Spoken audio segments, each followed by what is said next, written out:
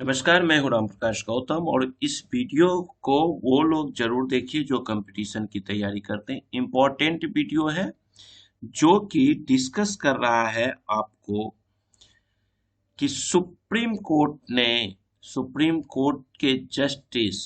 D Y Chandrachud, justice J B Pardiwala और justice A S Bopanna की bench ने एक फैसला दिया है मेडिकल टर्मिनेशन ऑफ प्रेगनेंसी के कानून पे। मेडिकल टर्मिनेशन ऑफ प्रेगनेंसी कानून में अब जो रूल 3B है उसको थोड़ा सा बढ़ाया गया है और उसमें अब ये डिफाइन किया गया कि एबॉर्शन किसको करना है, पति पत्नी और पार्टनर का मतलब क्या होता है, ये क्लियर डिफाइन कर दिया गया। और ये कहा गया है कि महिला चाहे शादीशुदा हो या नहीं हो, उसको एबॉर्शन का अधिकार अब बराबर है। क्योंकि अगर शादीशुदा नहीं भी है, अनमैरिड लड़की भी है और लिव इन रिलेशनशिप में है, तो वहां पे अगर सेक्स किया गया है और उस सेक्स से वो प्रेग्नेंट हो जाती है, तो वो चाहे तो उस बच्चा को नहीं रखना चाहे अगर लेडीज, बिकॉज कि औरत का अपना शरीर है, वो अपने शरीर के साथ फ्री है किस तरह से रहना चाहती है। तो इसी पे आज जो जजमेंट है आपका, उस जजमेंट को हम लोग डिस्कस करेंगे। वीडियो बड़ी होगी और हम एग्जाम के पॉइंट ऑफ व्यू से क्वेश्चन जो कंपटीशन में पूछा जा सकता है उसके व्यू से देखते हैं।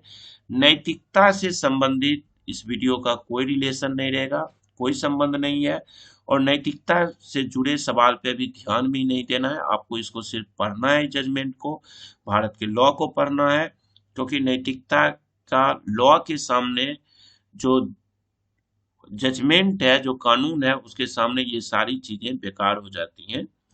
तो सामाजिक नैतिकता वगैरह को दिमाग में नहीं रखना है, आपको सीधा समझना है कि सुप्रीम कोर्ट का जो फैसला आया है, शादीशुदा लड़की चाहे हो या ना हो, वहां पे इन्होंने चेंज किया है। एक तो पति पत्नी का मीनिंग चेंज हो चुका था 2021 में, और अभी जो इन्होंने चेंज किया है कि मैरिड वोमेन या अनमैरिड वोमेन, इस का डिसीजन है। तो स्क्रीन पे अब आप देख रहे हैं कि मैं ये सुप्रीम कोर्ट का वो जजमेंट ओपन कर लिया हूं और ये जजमेंट जो है ये आपका एक ऐसे केस के बारे में बताता है। इसका देखिए बैकग्राउंड सबसे पहले समझिए कि बैकग्राउंड क्या है इसका। 75 पेज का ये जजमेंट है, तो हम इसमें मेन पॉइंट जो केस का रेफरेंस दिया गया है उसका डिस्कस हम नहीं करेंगे। यहाँ पे देखिए कहा गया है कि महिला अधिकारों पर सुप्रीम कोर्ट ने जो आज फैसला दिया है, और इसमें इन्होंने साफ साफ कह दिया कि महिला शादीशुदा हो या ना हो, उसे अबॉर्शन कराने का अधिकार है। और अदालत ने कहा कि महिला की वैवाहिक स्थिति जो कुछ भी हो, उसे सुरक्षित और कानूनी तरीके से अबॉर्शन कराने का हक है। अगर हक नहीं दिया जाता है तब भी आप देखिएगा कि अबॉर्शन बहुत सारे रोज हो रहे हैं। और फिर उसमें क्या होता है कि अगर राइट्स नहीं है तो लड़कियां जो लिव इन रिलेशनशिप में रह रहे हैं और जब वो लड़के के थ्रू प्रेग्नेंट होने के बाद छोड़ दिए जाते हैं, तो वो या साथ भी हैं बट वो नहीं चाहते हैं रिप्रोडक्टिव करना, तो उस केस में रिप्रोडक्शन करना, बच्चे को जन्म देना नहीं चाहती है, चाहे सामाजिक दबाव हो कि शादीशुदा नहीं है, दुनिया जैसा डिग्निटी भी कुछ मेंटेन करना पड़ता है। तो इस केस में अगर वो किसी डॉक्टर से सही से सलाह लेके नहीं टर्मिनेट करती है अपने बच्चे को, तो उस केस में उसकी जान भी जा सकती है। तो इसके बारे में ये केस है कि यह केस जो है एक जब पेश किया गया था, एक 25 साल की लड़की, यहाँ पे आप थोड़ा सा हम लोग नीचे चलते हैं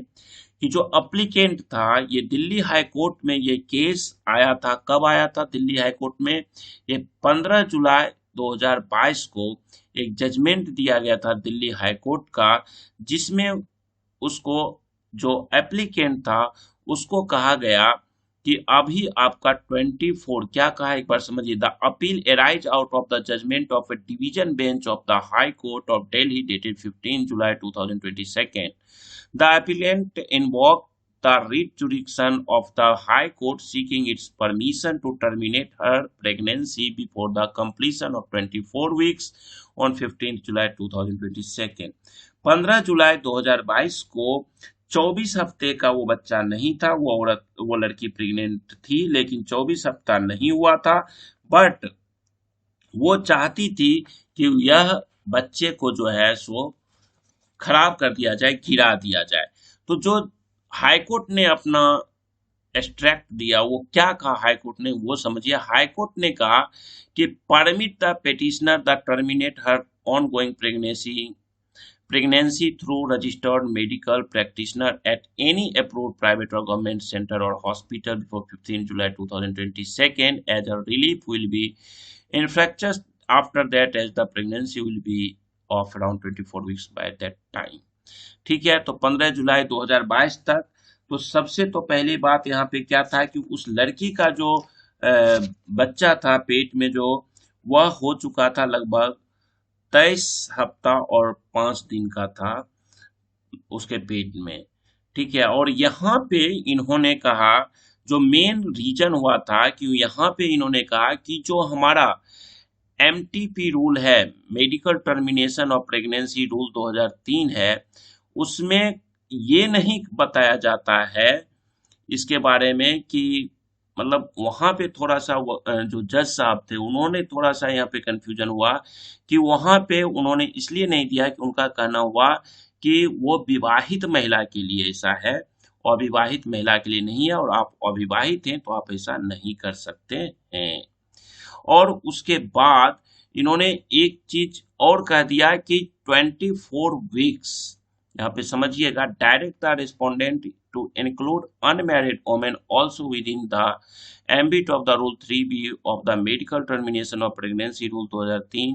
एज अमेंडेड ऑन 21 अक्टूबर 2021 को जो अमेंडमेंट किया गया था for termination of pregnancy under clause B of subsection 2 section 3 of the MTP Act for a period of up to 24 weeks। यानी 24 वीक्स तक के बच्चे को खराब किया जा सकता है, गिराया जा सकता है, और ये ऐसा MTP एक्ट कहता है। अब उससे यहाँ दिक्कत क्या हुई है ये समझिएगा कि मेन रूप से एमटीपी का जो ये 3B आप सुन रहे हैं बार बार, ये 3B मेन रूप से कहता है कि ऐसी कौन सी महिलाएं हैं जो एबॉर्शन कर सकते हैं, उसका डेफिनेशन दिया गया है। ठीक है, अब इस डेफिनेशन को अगर आप अच्छा से समझिएगा तो हम लोग एक एक चीज का मतलब समझेंगे, और इस एबॉर्शन के फैसले के साथ साथ जस्टिस ने मैरिटल रेप का भी जिक्र किया है। कोर्ट ने कहा है कि पति का महिला पर यौन हमला रेप का रूप ले सकता है, और रेप की परिभाषा में medical termination of pregnancy act के तहत मैरिटल रेप शामिल होना चाहिए। अभी इस पे डिसीजन आना बाकी है कि ये आगे हम पढ़ेंगे इसमें कि है क्या, कि अगर कई बार सपोज करिए कि सेक्स करना नहीं चाह रही है पत्नी और पति जबरदस्ती उसके साथ यौन संबंध बनाता है, तो उस केस में अगर वो औरत चाहे तो वो अपने बच्चे को खराब कर सकती है, नहीं चाहती है रखना बच्चे, चाहे जो भी XYZ रीजन हो, वो सारे रीजन हम अभी इसमें जो जस्टिस ने अपना विचार दिया है। हालांकि जो मैरिटल रेप के बारे में है इस पे फैसला आना अभी बाकी है। अब यहाँ पे देखिए ये क्या था, जो अप्लीकेंट था वो दिल्ली में रहती थी और वो मणिपुर की थी। ठीक है, और उसके बाद वह एक किसी के साथ लिव इन रिलेशनशिप में रहती थी और वो प्रेग्नेंट हो गई थी। वो 25 साल की लड़की थी, और ये है कि उसका बच्चा जो था, यहाँ पे देखिए कैरिंग ए सिंगल, यहाँ पे देखिए the applicant was carrying a single intrauterine pregnancy corresponding to अ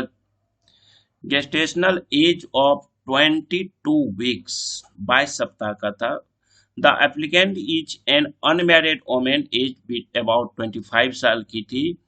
और वह प्रेग्नेंट हो जाती है अपने रिलेशनशिप में, और रिलेशनशिप में रहने के बाद जब वो प्रेग्नेंट हो जाती है तो एट द लास्ट मोमेंट उसका partner had refuse to marry her at the last stage. मतलब जब वो प्रेग्नेंट हो जाती है तो उसका पार्टनर जो उसके साथ था वह शादी करने से इनकार कर देता है तो लड़की के लिए बड़ा मुश्किल था, चाहे वो सोशल हरासमेंट हो, मेंटली हो, तो वो नहीं चाह रही थी। इसीलिए उसने अपना परमिशन मांगी कि मैं इस बच्चे को खराब करने का परमिशन वो मांगी थी हाई कोर्ट में। ठीक है, हाई कोर्ट में जब परमिशन वो मांगने जाती है तो हाई कोर्ट में क्या होता है, हाई कोर्ट में हुआ कि दिल्ली हाई कोर्ट ने कहा कि अबॉर्शन करना आपका नहीं है, इजाजत नहीं दिया, और उसने कहा कि महिला जो है, मुख्य कारण दिया दिल्ली हाई कोर्ट ने कि महिला जो है अनमैरिड है और वो अपने सहमति से, वह अपने सहमति से मतलब सेक्सुअल प्रोसीजर जो है, सेक्सुअल इंटरकोर्स की है और सहमति से वो प्रेग्नेंट हुई है, और इसीलिए अबॉर्शन कराने की इजाजत नहीं दी जाती है। और अगर मैं ये इजाजत अबॉर्शन का देता हूं तो वो बच्चे की हत्या के बराबर है। तो हाई कोर्ट ने जब ये डिसीजन 15 जुलाई 2022 को जब हाई कोर्ट का ये ऑर्डर आ जाता है तो लड़की का मतलब एक तरह से वो खारिज कर दिया गया कि वो नहीं अब चलेगा। तब जाके वह महिला सुप्रीम कोर्ट में जाती है और सुप्रीम कोर्ट में वो अपना फैसला रखती है, मतलब अपना कंसेंट रखती है कि भैया मुझे क्या करना है, अब इस पे डिसीजन दो।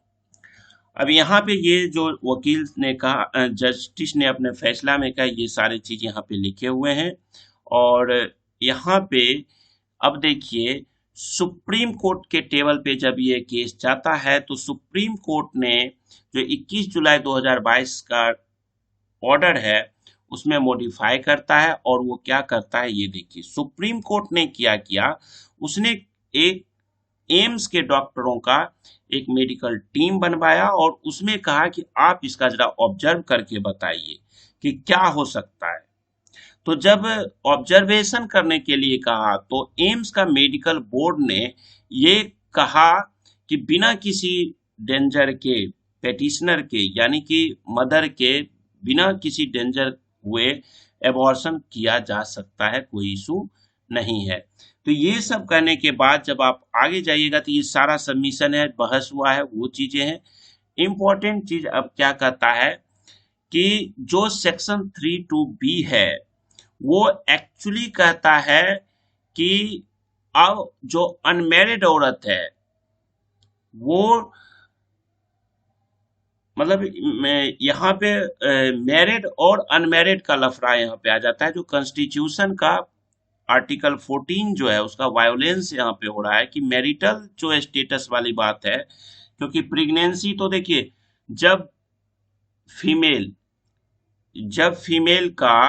पीरियड होना शुरू हो जाता है तब वो मां बन सकती है, ठीक है। और जब मेल का स्पर्म बनना शुरू हो जाता है तब वो फादर बन सकता है, तो वो प्रेग्नेंट कर सकता है और लेडीज प्रेग्नेंट हो सकती है। तो उस केस में मैरिड होना या अनमैरिड होना ये एक बड़ा मुश्किल था। और जब 2021 में कानून में बदलाव हुआ तो उस समय भी बहुत सारी चीजें चेंज हुई थी, वो सारी डिस्कस हम करेंगे। तो अब यहाँ पे देखिए, यहाँ कहता है कि चेंज ऑफ मैरिटल स्टेटस में क्या हुआ। अब यहाँ पे इंपॉर्टेंट चीज समझिएगा, 3BC कहता है कि यह इंटरप्रेट करता है कि change in the status of a relationship to include unmarried और single women as well as women who are not divorced but are separated और हैव बीन डिसऑर्डर्ड। अब देखिए, उन्होंने कहा कि मैरिटल स्टेटस में चेंज होना चाहिए कि एक तो अनमैरिड वाला भी होना चाहिए, दूसरा अगर कोई सिंगल वोमेन रहती है जो कि डाइवर्स नहीं हुई लिया अपने हस्बैंड से लेकिन रह रही है अलग, live in relationships are equivalent to marital relationship because in both types of relationship the women is entitled to maintenance. अभी लिव इन रिलेशनशिप को इनका कहना है कि ये भी मैरिटल रिलेशनशिप की तरह देखा जाना चाहिए। अब यहाँ पे कहना हुआ कि वोमेन के पास ये राइट है कि वो अपनी बॉडी को किस तरह से यूज करेगी, वो उसका अपना विचार है। women enjoy the right to bodily integrity and autonomy. As well as reproductive right, they are entitled to exercise decisional autonomy. वो उसके पास डिसीजन है कि वो अपनी बॉडी को कैसे यूज करेगी, बच्चा रखना चाहे नहीं चाहे, रिप्रोडक्टिव राइट है, ये उसके पास होगा। उसके बाद यहाँ पे बहुत सारी चीजें बात की गई, यहाँ पे सारे डिसीजन दिए गए, और यहाँ पे ये भी बताया गया कि section 3 of the MTP act as amended by the medical termination of pregnancy amendment act 2021 में जो MTP एक्ट में संशोधन किया गया था, वहां पे इन्होंने बहुत सारे चीजें बताए हैं कि मेडिकल प्रैक्टिशनर जो होगा उसमें क्या क्या होना चाहिए। वो सारी चीजों के साथ साथ जो इम्पोर्टेंट है मैंने हाईलाइट किया है कि अगर where the length of the pregnancy does not exceed 20 weeks, अगर 20 weeks से where the length of the pregnancy does not exceed, देखिए यहाँ पे क्या हुआ था कि यहाँ पे पहले मेडिकल के बारे में बताया, when pregnancy may be terminated by registered medical practitioners, कि सबसे पहले इन्होंने बताया कि रजिस्टर्ड मेडिकल प्रैक्टिशनर कौन है, और यहाँ पे कौन कौन से किस किस केस में प्रेगनेंसी को टर्मिनेट किया जा सकता है। तो उसमें से एक कारण ये आपका है ए नंबर। उसी तरह से और बाकी अगर आप चाहिएगा तो आगे चलिए, यहाँ पे सबसे बड़ा चीज और आया है कि अगर लगता है कि प्रेग्नेंट जो वोमेन है उसके फिजिकल या मेंटल हेल्थ पे कोई इफेक्ट पड़ता है उस बच्चे को जन्म देने से, तो उसको किया जा सकता है। उसके बाद अगर कोई सबस्टेंशियल रिस्क लगता है कि बच्चा के जन्म होने पे हो सकता है, चाहे वो जो बच्चा जन्म होगा वो किसी सीरियसली फिजिकल या मेंटल बीमारी से पीड़ित होगा, आगे सफर करेगा, जैसे डॉक्टर बता देते हैं पहले कि हो सकता है कि ये बच्चा मेंटली डिस्टर्ब हो सकता है, या किसी केस में बच्चों को, मैंने बहुत सारे बच्चों को आप सुने होंगे कि हार्ट में जो होता है सो छेद होता है, या और भी किसी तरह की जो लाइलाज बीमारियां हैं जिससे वो बच्चा अपंग हो सकता है, उसका मेंटली तो या फिजिकली, तो उस केस में कहता है कि आप बच्चे को लीगली तरीके से टर्मिनेट कर सकते हैं। उसके बाद एक इंपॉर्टेंट चीज कहता है एक्सप्लेनेशन में कि अगर कहीं पे प्रेगनेंसी को रोकने के लिए वो किसी भी डिवाइस का यूज करता है, अगर औरत अपने पार्टनर के साथ, देखिए एक वर्ड ये आगे मैं बोलूंगा, पार्टनर हर जगह लिख के आ रहा है, हस्बैंड लिख के नहीं आ रहा है, तो अगर वो पार्टनर के साथ उसको सपोज करिए कंडोम के साथ इंटरकोर्स किया, बट वो फेल हो जाता है, तो उस केस में वो लेडीज अपना थोड़ा सा यहाँ पे एक दिक्कत ये होने वाली होगी कि ये कैसे क्लियर होगा कि यहाँ से थोड़ा सा ना समाज में एक ये मतलब गलत मैसेज इस जजमेंट का जा सकता है कि सपोज करिए कि फीमेल जो है उसने मेडिसिन ली, यानी कि कोई भी ऐसा डिवाइस यूज किया या कंडोम का यूज हुआ, बट उसके बाद भी वो प्रेगनेंसी हो जाती है, तो उस केस में उस लेडीज के पास राइट है कि वो टर्मिनेट कर सकती है उस बच्चे को। लेकिन अब यहाँ पे एक सवाल होता है कि किस तरह से आप ये डिफाइन करिएगा कि जो हस्बैंड मतलब जो भी उसका पार्टनर है और वो जो प्रेगनेंसी हुई है उस प्रेगनेंसी में कोई दिक्कत हो गई, यानी कि पार्टनर ने जबरदस्ती कर दिया, या मतलब ये डिफाइन करना थोड़ा सा मुश्किल रहेगा। या किसी रेप से अगर बच्चा हो जाता है, जैसे कहीं रेप हुआ उस केस में किसी को बच्चा होने वाला रह जाता है, प्रेगनेंसी रह जाती है, तो उस केस को में भी आप हटा सकते हैं, वहां पे भी आप मतलब स्वतंत्र हैं, आप medical termination of pregnancy act के तहत आप जो है महिला जो है वो अपना एबॉर्शन करा सकती है। ये सारे जो आप देख रहे हैं इन सब में डिसीजंस दिए गए हैं और बताया गया है कि कैसे क्या करना है। अब उसके बाद यहाँ पे पॉइंट नंबर 17 जो है, इसमें थोड़ा सा जो अमेंडमेंट रूल 2000 जो एमटीपी रूल में जो अमेंडमेंट हुआ था, उसमें भी इन्होंने बताया है कि आपको प्रेगनेंसी जो है 20 वीक से ज्यादा होना चाहिए, बट नॉट एक्सीड 24 वीक्स, 24 सप्ताह से ऊपर का नहीं होना चाहिए। लेकिन women eligible for termination of pregnancy up to 24 weeks. The following categories of women shall be considered eligible for termination of pregnancy. इन्होंने बताया कि कौन कौन सी तरह की औरतें हैं, कौन कौन सी तरह की जो वोमेन हैं, वो इसमें इस प्रेगनेंसी को टर्मिनेट करने के लिए योग्य माने जाएंगे, मतलब कि वो टर्मिनेट कर सकते हैं, कंसीडर कर सकते हैं। तो उसमें पहला चीज है कि जो 24 वीक्स तक का प्रेगनेंसी होना चाहिए, और अगर ऐसा हुआ है सर्वाइवर्स ऑफ सेक्सुअल असॉल्ट और रेप और इंसेस्ट। इंसेस्ट मतलब यहाँ पे एक चीज देखिए कि अगर किसी के साथ सेक्सुअल असॉल्ट हुआ है, रेप हुआ है। इंसेस्ट वाला केस में क्या होता है कि जो आप बहुत जगह आप सुनते होंगे कि किसी के साथ जैसे चाचा ने भतीजी के साथ सेक्सुअल रिलेशन में रह गया, ससुर बहू के साथ सेक्सुअल रिलेशन हो जाता है, भाई बहन के साथ थोड़ी सी दूरी में जाकर के हो जाता है सेक्सुअल रिलेशन। उन सारे केस में अगर लेडीज प्रेग्नेंट हो जाती है तो वहां पे जाकर के उसको ये बेनिफिट मिल सकता है, वो किसी भी प्रैक्टिशनर के पास जाके लीगली 24 वीक्स तक के अपने प्रेगनेंसी को वो टर्मिनेट कर सकती है। अगर बच्ची है तो उस केस में भी होगा, बच्ची में है ना तो पॉस्को एक्ट को भी ध्यान देना पड़ेगा। Change of marital status during the ongoing pregnancy without any divorce, widowhood and divorce. अब क्या होता है कि कोई भी लड़की प्रेग्नेंट है और उसी समय उसके साथ सपोज करिए क्या होता है, डाइवर्स हो जाता है या वो विडो हो जाती है, तो उस केस में वो चाहे तो अपना जो उसका प्रेगनेंसी है उसे टर्मिनेट कर सकती है। अगर कोई मतलब फिजिकल डिसेबिलिटी है या मेंटली कोई वोमेन के साथ कोई दिक्कत है, या उसको लगता है कि बच्चा अगर जन्म ले लेता है उसके बाद उसके लाइफ पे रिस्क है, सीरियस कोई रिस्क है, तो इन सब केसों में वो अपने बच्चे को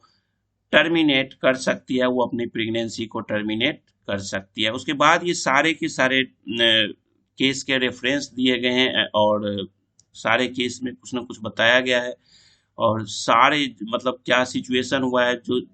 जिस तरह के सिचुएशन हुए हैं उस तरह से यहाँ पे रेफरेंस दिया गया है कि हर एक कोर्ट के, चाहे वो बिहार के कोर्ट से लिया गया है और बहुत सारे केस का, कि इन सब केसों में क्या हुआ था, कहीं सेक्सुअल में हुआ था, कहीं रेप हुआ और वो लड़की प्रेग्नेंट हो गई तो उस केस में क्या हुआ, वो सारी डिस्कशन इसमें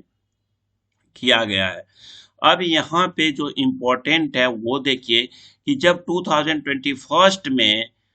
अब थोड़ा सा नीचे आइएगा तो अब देखिएगा 2021 में जब ये अमेंडमेंट किया गया था,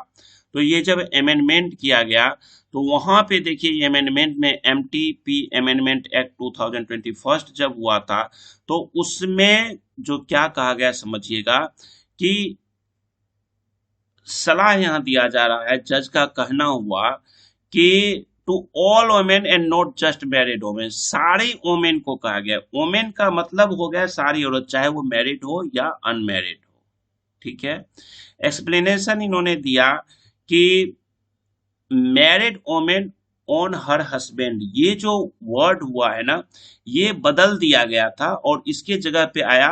एनी वोमेन और हर पार्टनर। तो पार्टनर में कोई भी मेल आ सकता है, और लड़की के पास, जस्टिस ने कहा कि फीमेल के पास ये राइट है कि वो किसी के भी साथ, उसके ऊपर डिपेंड करता है कि वो अपनी इच्छा से किसी भी व्यक्ति के साथ सेक्सुअल इंटरकोर्स कर सकती है, और अगर वो करती है तो ये चुनने का राइट उसके ऊपर है, ना कि कोई जबरदस्ती उसको कहेगा। तो इसीलिए यहाँ पे पार्टनर दिया गया। 2021 में जब इस लॉ को अमेंडमेंट किया गया तो हस्बैंड वर्ड हटा दिया गया, पार्टनर कर दिया गया, और जब पार्टनर कर दिया गया तब वो लड़की मैरिड हो या अनमैरिड हो, बात बराबर ही है। ठीक है, क्योंकि पार्टनर तो कोई भी हो सकता है वो, और इस तरह से हर एक आदमी उसके लिए इस मतलब इस लॉ का बेनिफिट ले सकता है। आप यहाँ देखिए क्या कहता है, responding to the objection raised on the inclusion of a women and her partner instead of a married women and her husband. यहाँ से हटा दिया गया कि औरत मैरिड होना चाहिए और जो बच्चा है वो उसके पति का ही होना चाहिए, ऐसा कुछ भी नहीं है, पार्टनर का होना चाहिए। पार्टनर का मतलब कि शादी जरूरी नहीं है, वो किसी के भी साथ सेक्सुअल इंटरकोर्स कर सकती है, और उससे जो बच्चा होता है वो कवर है, अगर 24 हफ्ते तक का है तो उसको टर्मिनेट करने के लिए। तो ये जो इम्पोर्टेंट था हमारे लिए, ये बहुत ही मतलब ज्यादा इम्पोर्टेंट है। यहाँ पे हम लोगों को मैं अभी फिर से कह रहा हूँ कि नैतिकता नहीं देखना है, यहाँ पे आपको जजमेंट को देखना है, लॉ को, सिर्फ लॉ को पढ़ना है, लॉ को समझना है, और यहाँ पे जजमेंट से कोई मतलब नहीं है। अब नेक्स्ट जो देखिए इम्पोर्टेंट चीज है, यहाँ पे समझते हैं, मैरिड वोमेन में also form part of the class of survivors of sexual assault. यहाँ पे देखिए इनका कहना हुआ कि जस्टिस ने, हालांकि ये एक राय दिया है जज ने, कि ये नहीं जज कह रहे हैं कि मैरिटल रेप जो है उस पे कुछ ये इनका डिसीजन नहीं है, लेकिन ये इनका राय है और ये इस पे देंगे। फिलहाल इंडिया में मैरिटल रेप को लेकर कोई कानून नहीं है। यहाँ पे कहना मैरिटल वोमेन जो है वो भी रेप में मतलब सर्वाइवर सेक्सुअल असॉल्ट में आते हैं, आजकल के डेट में मैरिड वोमेन भी आते हैं। रेप का मतलब क्या होता है, नॉर्मली रेप का मतलब होता है, the ordinary meaning of the word rape is sexual intercourse with a person, मतलब किसी भी व्यक्ति के साथ विदाउट देयर कंसेंट और against their will, regardless of whether such forced intercourse occurs in the context of matrimony. A woman may become pregnant as a result of non-consensual sexual intercourse performed upon her by her husband. We would be remiss in not recognizing that in time partner violence is a reality and can take the form of rape. उनका कहना हुआ है कि rape का मतलब होता है कि सेक्सुअल इंटरकोर्स होना जहां पे लेडीज का कंसेंट ना हो या वो नहीं चाहती है, तो ये भी मैरिटल लाइफ में ये देखा जाता है। यानी कि और बिना लेडीज के चाहे हुए अगर उसका हस्बैंड भी उसके साथ सेक्सुअल इंटरकोर्स करता है और वो लड़की प्रेग्नेंट हो जाती है, तो ये भी एक रेप की श्रेणी में आएगा। और यहाँ पे आप चाहें तो इसका 24 वीक तक के बच्चे को आपको एबॉर्शन कराने का राइट दिया जाता है। लेकिन अब यहाँ पे थोड़ा सा सोसाइटी में क्या होगा कि ये कौन समझ सकता है, खास करके मैरिटल वाले में, हस्बैंड वाइफ में, कि ये जो सेक्सुअल इंटरकोर्स हुआ उस टाइम जो लेडीज थी वो उसमें उस टाइम उसका कंसेंट था या नहीं था, उसका विल था या नहीं था, ये जानना तो बहुत बड़ा मुश्किल है कि सेक्सुअल कंसेंट उसका रहा या उसके विल के खिलाफ हुआ, उसकी इच्छा नहीं थी तब हुआ, तो ये कैसे पता चल सकता है। तो इसमें क्या होगा कि सोसाइटी में, समाज में गलत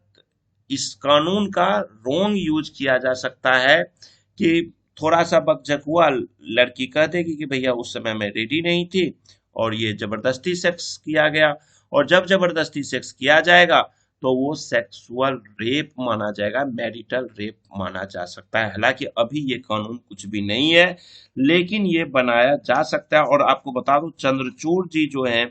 डीवाई चंद्रचूड़ अगला सीजेआई बनने वाले हैं, ये भी ध्यान रखिएगा।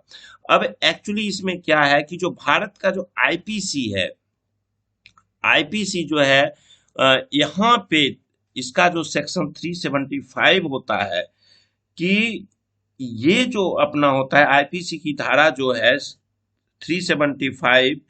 क्या जो अपवाद है उस हिसाब से मैरिटल रेप जो है वो अ, इसमें नहीं माना गया, रेप में नहीं आया है। It is only be a legal flexion that exception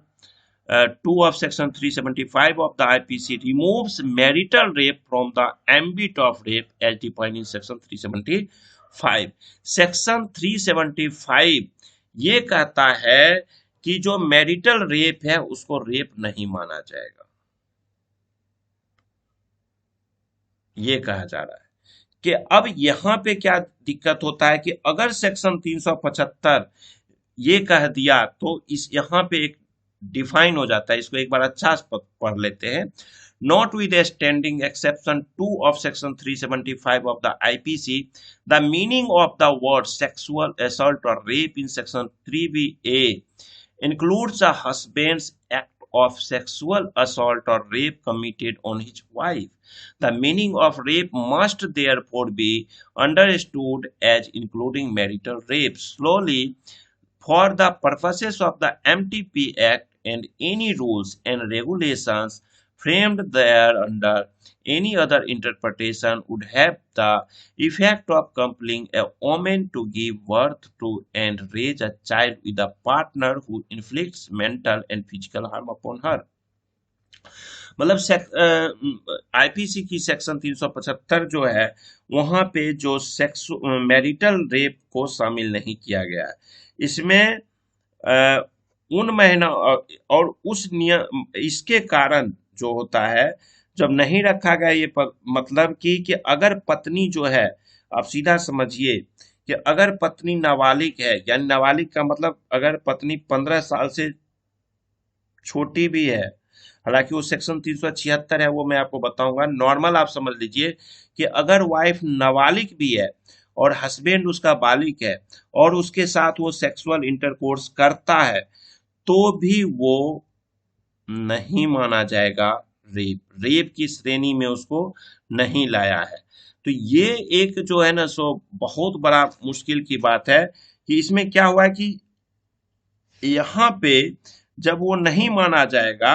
तो संबंध चाहे, अब देखिए जब वहां पे हो गया कि भैया ये सेक्सुअल रेप मैरिटल रेप माना ही नहीं जाएगा तो उस केस में तो ये बात ही खत्म हो जाती है कि जो उस लड़की के साथ सेक्स किया गया, सेक्सुअल इंटरकोर्स हुआ, वो सेक्सुअल इंटरकोर्स आपकी मर्जी से थी या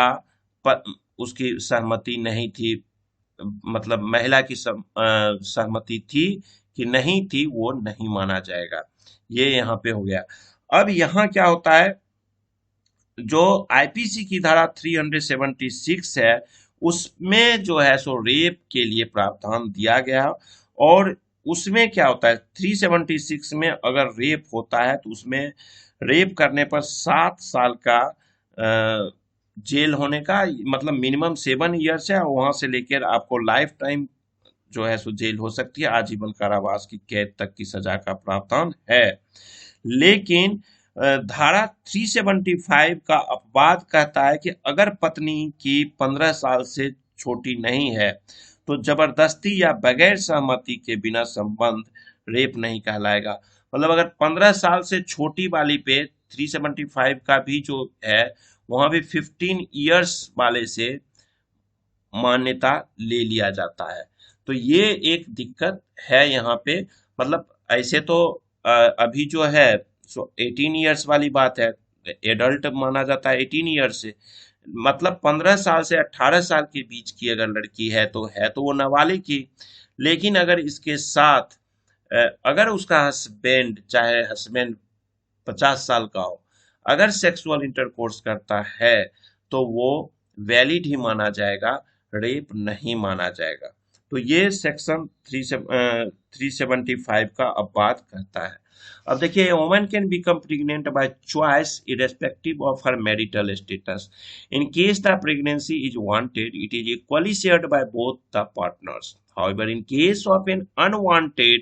or incidental pregnancy, the burden invariably falls on the pregnant woman affecting her mental and physical health. Article 21 of the Constitution recognizes and protects the right of a woman to undergo termination of pregnancy if her mental or physical health is at stake. Importantly, it is the woman alone who has the right over her body and is the ultimate decision maker on the question of whether she wants to undergo an abortion. अभी यहाँ पे देखिए क्या कह दिया, यहाँ पे कहता है कि जस्टिस ने जो अपना फैसला दिया है उसमें कहा कि जो ये बच्चा पैदा करने वाली बात है, उसके मैरिटल स्टेटस पे जो बात है, ये सब वोमेन के चॉइस पे है, वो अपना पसंद कर सकती है और वो बच्चा चाहती है कि नहीं चाहती है। तो इस केस में अगर वह नहीं चाहती है उस प्रेगनेंसी को, अगर वो प्रेगनेंसी उसका बर्डन बन रहा है, उसको इफेक्ट करेगा, तो कॉन्स्टिट्यूशन ऑफ इंडिया का आर्टिकल 21 ये राइट उसको देता है कि वो अपना डिसीजन ले सकती है टर्मिनेशन करने का। ठीक है, और जो वोमेन है उसके अपने उसके बॉडी पर उसका राइट है। ये नहीं है कि हस्बैंड कहेगा, हस्बैंड से पूछेगी या जो उसका पार्टनर है उससे पूछ करके वो अपना टर्मिनेशन अपने प्रेगनेंसी का कराएगी, ऐसा कुछ नहीं है। उसके बाद इन्होंने इसी जजमेंट में दिया है कि आप अपना जो टर्मिनेशन है वो करवा सकते हो किसी भी प्राइवेट हॉस्पिटल में जाकर के या सरकारी हॉस्पिटल में जाकर के। This court held that sexual intercourse with a girl below 18 years of age is rape regardless of whether or not she is married। ये सब ये भी थॉट दिया गया है कि 18 साल से कम उम्र के लड़की के साथ भी ये ध्यान रखना पड़ेगा कि ये एक तरह से रेप ही होना चाहिए। उसके बाद कहता है authority of every women to take reproductive decisions including the decision to terminate the pregnancy. अपने मतलब ये मोटा मोटी देखा जाए तो फीमेल के पास राइट दिया गया है। It seems to us that to give Rule 3B a restrictive and narrow interpretation would render it perilously close the holding it unconstitutional, for it would deprive unmarried women of the right to access safe and legal abortion between 20 and 24 weeks if they face a change in their marital circumstance similar to married women। तो यहाँ पे सीधा कर दिया गया कि जिस तरह से शादीशुदा औरत है उसी तरह से अविवाहित औरत भी 20 से 24 सप्ताह के बीच का अगर बच्चा है, वो प्रेग्नेंट है, तो वो उसको टर्मिनेट कर सकती है। और इसको माना गया है कि कोई जरूरी नहीं है कि अनमैरिड ही, अगर कोई मान लीजिए कि किसी के साथ मतलब डाइवर्स हो जाता है, बच्चा होने वाला है उसी समय, या हस्बैंड मर जाता है यानी विडो हो जाती है, तो उन सब केस में भी ये कानून अप्लीकेबल रहेगा। तो दोस्त यही था इम्पोर्टेंट यहाँ पे डिसीजन। और जस्टिस ने लास्ट में जो एक बात कहा वो बड़ा ही इम्पोर्टेंट बात है। उन्होंने कहा, जस्टिस ने कहा कि आधुनिक समय में भी ये नियम इस विचार का समर्थन करता दिखता है कि व्यक्तिगत अधिकारियों के लिए शादी की शर्त पूरी करना जरूरी है, जबकि समाज की जो हकीकत बताती है कि अब गैर पारंपरिक पारिवारिक संरचनाओं के भी मान्यता देने की जरूरत है। एमटीपी को आज की वास्तविकताओं को स्वीकार करना होगा, उसे पुराने नियमों से नहीं रोका जाना चाहिए। यानी कि अभी जो वर्तमान और रियल बात है, जो ये डिसीजन दिया गया है, इसमें अगर आप देखिए तो रियलिटी है कि एमटीपी एक्ट तो पुराना है, लेकिन अभी फिलहाल क्या हो रहा है, अभी 21-22 में बहुत सारे नोएडा, दिल्ली, बेंगलोर, मुंबई जैसे जगहों में बहुत सारे लोग हैं जो लिव इन रिलेशनशिप में रहते हैं, और ऐसे केस में अगर उन्हें राइट्स नहीं दिया गया तो दिक्कत होगी। तो इसलिए चंद्रचूड़ जी ने जस्टिस चंद्रचूड़ जी ने कहा कि इस पे सुधार करना पड़ेगा, और उसी को देख के जो वर्तमान में सिचुएशन है इंडिया की, उसके अनुसार लॉ को चेंज करना पड़ेगा, अदरवाइज दिक्कतें होगी। अब जैसे कि कई लेडीज हैं, जैसे अभी आपने गुजरात में भी देखा कि सेल्फ मैरिज किया एक लड़की ने। तो अगर खुद से कोई अपनी जिंदगी चाहती है कि मुझे बच्चा नहीं रखना है, तो इसका मतलब ये नहीं है कि वो सेक्स नहीं करेगी। सेक्स करना अलग चीज है, और बच्चा रखना या नहीं रखना वो उसकी पर्सनल लाइफ है, उसका बॉडी है, वो जाने। फाइनली जो कंक्लूजन है कोर्ट का, ये कहना है कि उस पे अधिकार उस औरत का है। वो चाहे तो वो बच्चे को खराब कर सकती है, चाहे तो वो रख सकती है। अब यहाँ पे देखिए बहुत सारे लॉ को चेंज करना पड़ेगा कि थोड़ा सा, अगर जैसे आप सामाजिकता की बात जाएंगे तो अनीति तो समाज में होगा, लेकिन ये अनीति अब एक्सेप्टेबल हो रहा है कि ज्यादा, जैसे पहले लव मैरिज एक्सेप्टेबल नहीं था, तो आज देखिए ज्यादा लव मैरिज है, कम अरेंज मैरिज है, लो संख्या में, मतलब काउंटेबल अब अरेंज मैरिज होता है, अदरवाइज लव मैरिज ही ज्यादा है। तो ये सब चीजें धीरे धीरे समाज में एक्सेप्ट होता जाएगा, तो लॉ को चेंज करना पड़ेगा। तो चलिए इस वीडियो को हम यहाँ खत्म करते हैं। Thank you, bye bye.